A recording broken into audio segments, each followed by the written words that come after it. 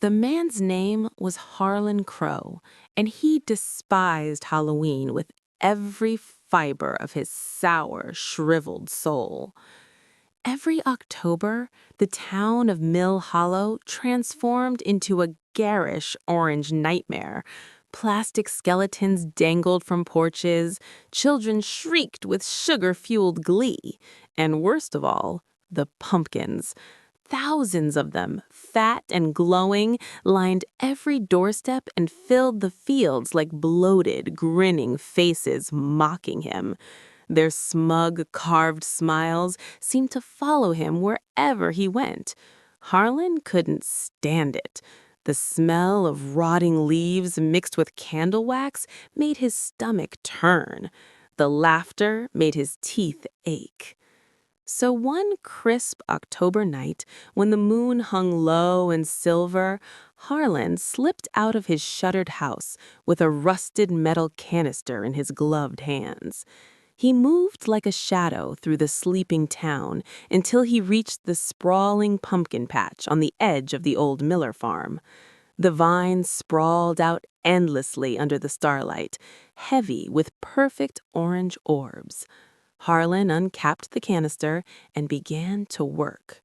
He moved from row to row, pouring the clear, odorless poison onto the roots and stems. It was something he'd cooked up in his basement, strong enough to kill slowly, silently. By morning, the first signs of decay appeared. Black spots spreading like bruises, soft flesh collapsing inward. Within days, the entire patch was a wasteland of mush and stench. No pumpkins for carving, no jack-o'-lanterns. The town's Halloween was ruined. Children cried, parents grumbled. Harlan sat alone in his dark house, smiling for the first time in years. The next October, the farmers were ready. They planted a new patch, bigger and more carefully tended than before. And this time, they erected a single tall scarecrow in the center of the field to stand guard through the nights. It was well made. Old overalls stuffed with straw, a flannel shirt, a battered hat, and a sackcloth face with crude button eyes and a stitched smile. "That'll keep the vandals away," they said. The pumpkins grew strong and bright that season.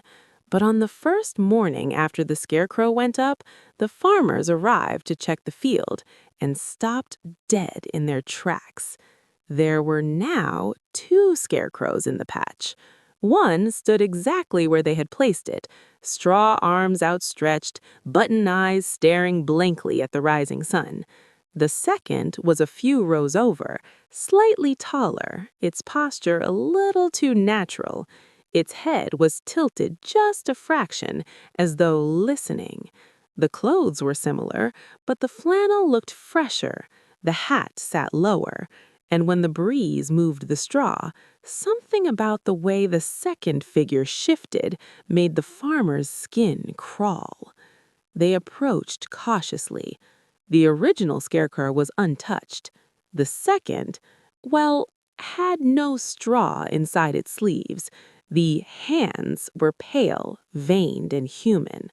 One of the button eyes had come loose, revealing a real eye underneath, cloudy, bloodshot, and very much dead. Harlan Crow had returned the night the scarecrow was raised. He'd planned to poison the new patch again, creeping through the dark with his canister. But something had gone wrong in the blackness between the vines. No one ever found out exactly what. Maybe the poison had turned on him. Maybe the rotting remains of last year's cursed pumpkins had whispered something in the soil. Or maybe the field itself had simply grown tired of him. They buried what was left of Harlan deep beneath the pumpkin vines, and the second scarecrow was quietly taken down and burned before the children could see. That year, the pumpkins flourished like never before, larger, rounder, and more vibrantly orange than anyone in Mill Hollow could remember. They glowed warmly on every porch, their carved smiles wide and knowing. The town threw the best Halloween celebration in decades, and somewhere under the rich black soil, the vines grew thick and strong, feeding on something darker than fertilizer. So remember this Halloween, be kind to pumpkins. They remember who wasn't. Happy Halloween!